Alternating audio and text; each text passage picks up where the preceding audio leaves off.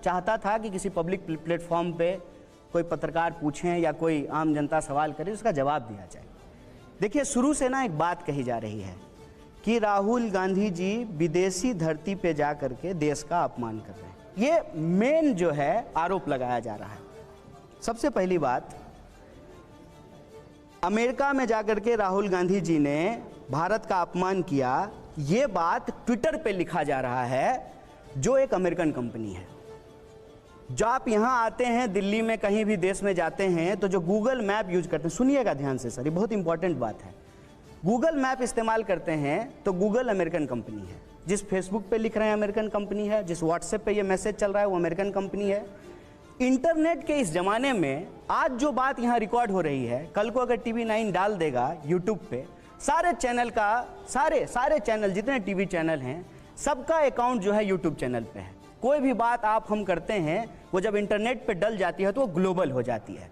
तो अगर हम देश को लेकर के सवाल दिल्ली में पूछें या न्यूयॉर्क में पूछें, इंटरनेट के जमाने में अब मैं बीच में रोकूंगा पूरा वो अमेरिका जो 3 महीने पहले एक रिपोर्ट, रिलीजियस रिपोर्ट जारी करता है जिसमें वो बताता है कि भारत में अल्पसंख्यकों के ऊपर अत्याचार होते हैं, कोई ईसाई महिला जा रही है उसकी चेन खींच ली जाती है, उसको भी वो उसी क्राइम के अंदर रखता है। उस अमेरिका में बैठकर अगर कोई नेता भारत का कहे कि भारत में मुस्लिमों पर असुरक्षित हैं तो ये गंभीर मामला। अरे मैं क्या कह रहा हूं सुन लीजिए, ये ना इस देश का जो नेक्स्ट जनरेशन है ना, उसकी समझ के लिए, उसकी जानकारी के लिए ये बहुत जरूरी है। इसको राजनीति के लिए 1 मिनट से हटा दीजिए, इसको राहुल गांधी वर्सेस माननीय प्रधानमंत्री मोदी जी करना बंद कर दीजिए। ये बात समझना बहुत जरूरी है कि अगर हम हद तय करना चाहते हैं तो जो बात दिल्ली में कही जा सकती है वो बात न्यूयॉर्क में भी कही जा सकती है। सुनिए मेरी बात सुनिए, नहीं तो जो बात न्यूयॉर्क में नहीं कही जा सकती है ना, उसको दिल्ली में भी नहीं कहा जाना चाहिए। बात पाकिस्तान में भी बैठ के कही जा सकती है, कहीं नहीं कहा जाना चाहिए। इस बात को समझिए। इंटरनेट के इस जमाने में चुनाव प्रचार में अगर हम कोई बात बोल रहे हैं, यूट्यूब पे वह बात डल रही है तो वैसे भी उसको दुनिया देख रही है। तय ये करना चाहिए कि क्या बात करना चाहिए, क्या बात नहीं करना चाहिए। इसमें जो 2 बात कही जा रही है ना, वो तर्कहीन है। एक, देसी धरती विदेशी धरती की बात, क्योंकि इंटरनेट के इस जमाने में ना ये देसी धरती विदेशी धरती आप नहीं कर सकते हैं। अगर मैं बिहार में भाषण दे रहा हूं और वो भाषण रिकॉर्ड होकर के यूट्यूब पे डल, फिर एक बात बताइए, विदेशी धरती पे जाने की जरूरत क्या है? फिर अगर यही बात है तो फिर विदेशी धरती पर जाने की जरूरत क्या है? तो देसी धरती पे नहीं जा रहे हैं। नहीं, मैं पूछ रहा हूं, दिल्ली यूनिवर्सिटी नहीं गए हैं, मुखर्जी नगर में जो है यूपीएससी के एस्पिरेंट से मिलने नहीं गए हैं, क्या जो है ट्रक ड्राइवर के साथ जो है चंडीगढ़ नहीं गए? एक सेकंड सर, ठीक है, प्रश्न क्या है ये पूछिए।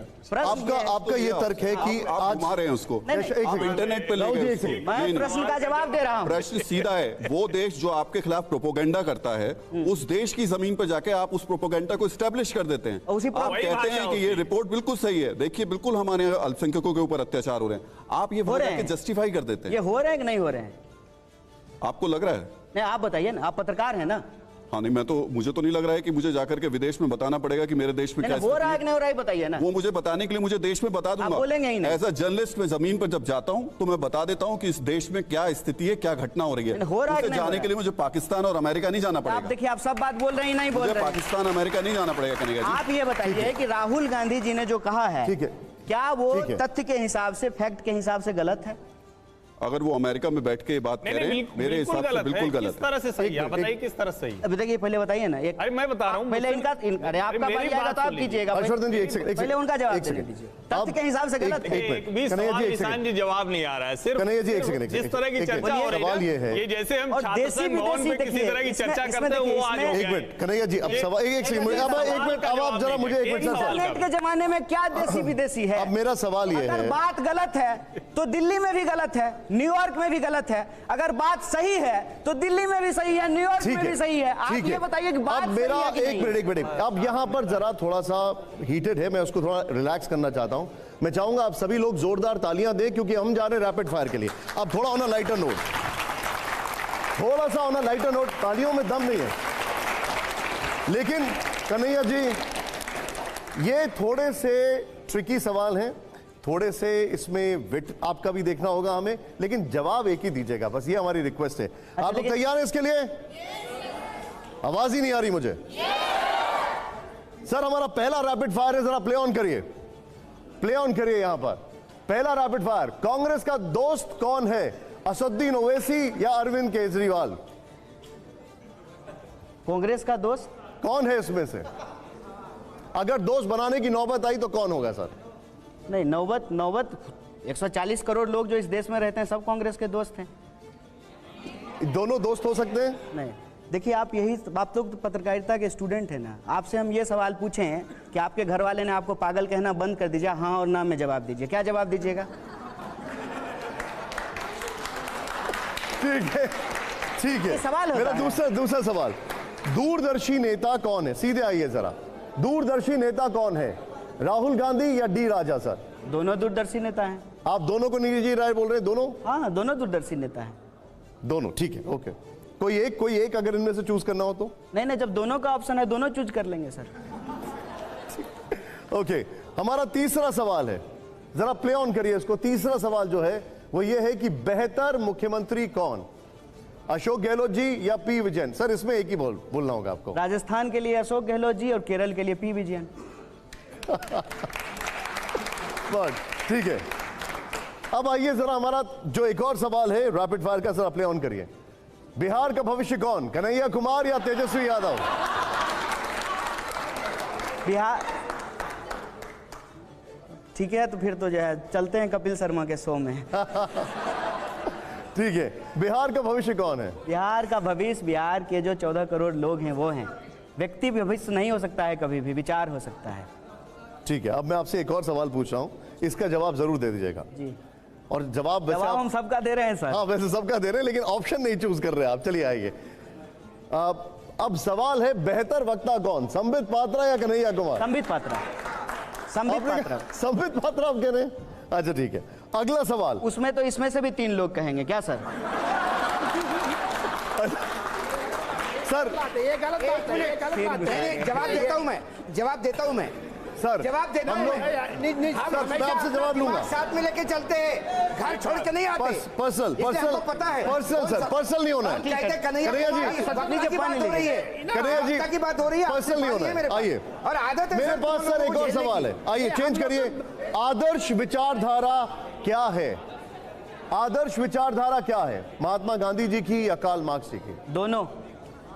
कोई एक तो बताइए आप। दोनों।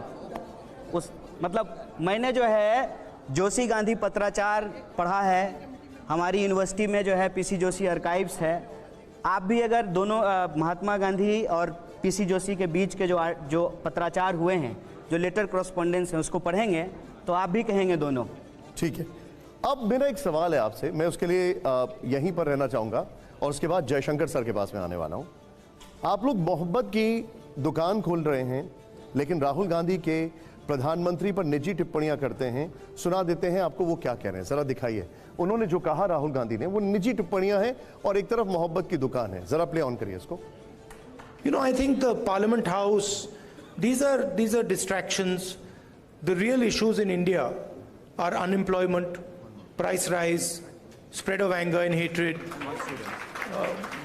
a crumbling education system, price of education, price of healthcare. These are the real issues. BJP can't really discuss them, so then they have to do the whole scepter thing. No. You know, lying down and doing all that. So, अब Rahul aren't you happy I'm not lying down?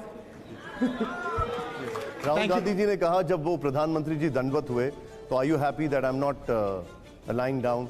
ये थोड़ा personal नहीं है sir? देखिए क्या है ना sir कि आपने जो है पूरा क्लिप दिखाया और साफ सब लोगों ने देखा, मेरा पूरा ध्यान जो है ना उसी में अटका रह गया। जब महंगाई की बात हो रही थी, सुधा देखे कि नहीं आप लोग, जब जो है बेकारी की बात हो रही थी, शिक्षा महंगी हो रही थी उसकी बात हो रही थी, स्वास्थ्य महंगा हो रहा है उसकी बात हो रही थी, तो मैं वही देखता रह गया। कहते हैं ना, जाको रही भावना जैसी प्रभु मूरत देखें तिन तैसी। हमको ये लगता है कि अगर इस देश में रोजी रोटी, कपड़ा, मकान, शिक्षा, स्वास्थ्य, सड़क, बिजली, पानी की बात करना और इसके बात करने से प्रधानमंत्री जी का अपमान हो जाता है, तो प्रधानमंत्री जी तो देश के प्रधान सेवक हैं। 140 करोड़ लोगों के जो बुनियादी सवाल हैं उनके लिए, उसके लिए तो जो है उनको बार बार अपमानित हो जाना है, ये तो देश हित में है, इसमें क्या दिक्कत है? लेकिन आप जो बता रहे हैं, मैं आपसे एक और यहां पर चीज पूछूं। जी। प्रधानमंत्री सेंगोल स्थापना के वक्त दंडवत प्रणाम कर रहे थे, तो राहुल जी ने उनका मजाक उड़ा दिया जिस तरीके से वो कहा गया है। बदले में बीजेपी ने भी राहुल गांधी जी की तस्वीरें दिखाई हैं। मैं आपको एक बार दिखाना चाहता हूं, प्ले ऑन करिए। देखिए आपने वो वाला पार्ट बताया, मैं उसका भी जवाब आपसे ले चुका हूं और ये दूसरे वाले का भी। जरा वो एक बार क्यू पॉइंट दिखाइए जरा। जो ये राहुल गांधी जी ये उज्जैन में जब वो दंडवत कर रहे हैं, अब वो बोलते हैं he is lying down but I am not going to do that. अब आप इसको कैसे लेते हैं? नहीं, आप एक्चुअली उस बात को समझे नहीं जी। प्रधानमंत्री जी जो संसद भवन में लाइंग डाउन कर रहे हैं ना, उसके लिए जो है राहुल जी नहीं बोल रहे थे। ये सब जानते, देखिए ये 1 to 1 कराते रहिएगा ना, उससे 140 करोड़ लोगों का भला नहीं होने वाला। जयशंकर जी आपका सवाल आप पूछना चाहते हैं? नहीं, कन्हैया कुमार, आपको एक समझना होगा, जब राजनीति में आप हैं तो आप पार्टी के प्रवक्ताओं के साथ जो डील करते हैं उसी तरह से पत्रकारों के साथ डील नहीं कर सकते। जी जी बिल्कुल, हम सहमत हैं आपकी बात। पहली बात कि देखिए, पत्रकार जो है वो कड़े से कड़े सवाल पूछते हैं, चाहे वो किसी भी दल के लोग। इसी मंच से हम लोगों ने, अशोक वानखेड़े हैं, हम भी हैं और भी लोग हैं, भारतीय जनता पार्टी के प्रवक्ताओं से, उनके नेताओं से भी इस तरह के सवाल करते हैं कि नहीं देख पाए हैं सर, हम लोग तो मतलब सरकार से सवाल पूछते हुए नहीं देख पा रहे हैं सर। नहीं, किसी को आप प्रवक्ता हमने इस शो में पूछे। आपको बहुत बधाई कि आप सरकार से सवाल पूछते हैं और मैं आपको शुभकामना देता हूं। जल्दी प्रधानमंत्री आपको जो है इंटरव्यू देंगे। कभी आप देखोगे तो आप देख सकते हो। दूसरा सवाल, जैसे 2-3 बातें आपने कही, उस समय हम हस्तक्षेप करना चाहते थे लेकिन वो चूंकि आप लोगों की बगझक में निकल गई थी। जैसे आपने कहा कि जातिवाद की राजनीति, जातिवाद के विरोध में राजनीति करते हैं। अभी मैंने एक समाचार देखा जिसमें आप बिहार में गए थे जी, प्रजापति सम्मेलन में जी। तो प्रजापति सम्मेलन जो था वो जातिवाद का विरोध करने के लिए था या किसी एक जाति के लिए था? और उसमें आरजेडी के लोग नहीं गए। मैंने पहले ही कहा कि जाति समाज में पहले आई है, जाति के आधार पर भेदभाव में समाज पहले है। स्वाभाविक रूप से जब भेदभाव समाज में होगा जाति के आधार पे, तो राजनीतिक रूप से जो है जातीय पहचान के आधार पर लोग संगठित होना भी शुरू हुए। इस देश की राजनीति की सच्चाई है। हम पटना के कार्यक्रम में गए थे। पटना के कार्यक्रम में जो मांग है वो इम्पॉर्टेंट है। उसमें जो है हमने अपने भाषण में जो बात कही, हमने कहा कि लोकतंत्र का उद्देश्य है समाज में रहने वाले लोगों की 100% भागीदारी। ऐसा अगर मैं कहता कि इस जाति के साथ भेदभाव करो, इस जाति का छीन करके इस जाति को दे दो, तब जातिवाद होगा। 100% भागीदारी की हमने एक बात की। एक बात। दूसरी बात, आपने जो इतिहास बताया देश की राजनीति का, मैं भी वही बात कह रहा था कि अपनी राजनीति के लिए इस देश में सभी राजनीतिक दल के लोग एक दूसरे के साथ हाथ मिलाते रहे हैं। ये इस देश की राजनीति का इतिहास है। और कांग्रेस विरोध में शब्द मैंने इसलिए इस्तेमाल किया कि एक दौर था कांग्रेस विरोध का, तो कांग्रेस के विरोध में सब लोग इकट्ठा हुए। एक दौर है जब भाजपा की सरकार है, भाजपा के पास बहुमत है, ज़्यादा राज्यों में बीजेपी की सरकार है, तो भाजपा के खिलाफ लोग इकट्ठा हो रहे हैं। ये अलग अलग दौर की बात है। जहाँ तक विचारधारा का सवाल है, तो विचारधारा के आधार पर उसकी कसौटियों पर यदि आप कस करके किसी भी राजनीतिक दल को देखेंगे, तो कांग्रेस का जो योगदान है इस देश के लिए, उसको तो नहीं भुलाया जा सकता है। हमने कहा कि कांग्रेस ने इस देश को आज़ादी दिलाई, इस योगदान को नहीं भुलाया जा सकता है। देश को अगर वो 50 साल चलाए, तो उनके ऊपर अगर आप सवाल पूछ सकते हैं, उनकी कमियां गिना सकते हैं, तो उनका इस देश के लिए कोई योगदान भी तो रहा होगा। उस योगदान के बारे में भी बात कीजिए। एक सवाल है मेरा, वो है हिंदू राष्ट्र को लेकर। हिंदू राष्ट्र की बहस देश में फिर से हो गई है। बागेश्वर धाम वाले धीरेन्द्र शास्त्री जैसे तमाम बाबा हैं, वो मांग कर रहे हैं कि भारत को हिंदू राष्ट्र घोषित किया जाए।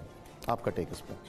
देखिए, इस देश में किसी भी नागरिक को, चाहे उसका पेशा कोई भी हो, चाहे वो फल बेचता हो या जो है किसी मंदिर का पुजारी हो, अपनी जो है बोलने की स्वतंत्रता के आधार पे कुछ बोलता है। जब तक कि संविधान की मूल भावना आहत ना हो और दायरे में फ्रीडम ऑफ एक्सप्रेशन है, उसमें रह करके कोई अगर अपनी बात कर रहा है तो उसको यह बात करने की आज़ादी है। लेकिन देश चलेगा कैसे, इसका तो एक नियम कायदा बना हुआ है। उस नियम कायदे के हिसाब से यह देश चलेगा संविधान से, और उस संविधान में कानून कैसे बनेंगे, न्यायपालिका कैसे काम करेगा, विधायिका कैसे काम करेगा, तमाम चीज़ें उसमें लिखी हुई है। और संविधान के हिसाब से हमारा देश, जैसा मोदी जी कहते हैं, सबका साथ, सबका विकास, सबका विश्वास लेकर के चलने की जो भावना है, उसके आधार पर चलेगी। किसी भी इंसान के साथ उसके जन्म के आधार पर कोई भेदभाव नहीं किया जा सकता है। अगर किया जाता है तो गैर कानूनी है। किसी भी इंसान के साथ उसके पूजा पद्धति, विश्वास, मान्यता, इसके आधार पर जो है उसके साथ कोई भेदभाव नहीं किया जा सकता है। और संविधान की मूल भावना से अगर कोई खिलवाड़ करे अगर अपने फ्रीडम ऑफ एक्सप्रेशन को दायरे में ना रख करके फ्रीडम ऑफ एक्सप्रेशन का वायलेशन कर